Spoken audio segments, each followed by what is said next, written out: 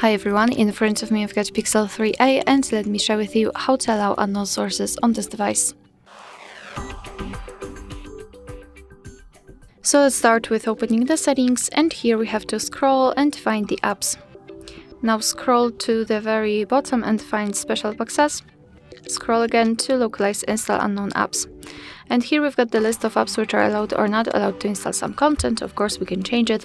Just tap on the app and tap on the switcher. After getting back, you can see that the Chrome is allowed to install something.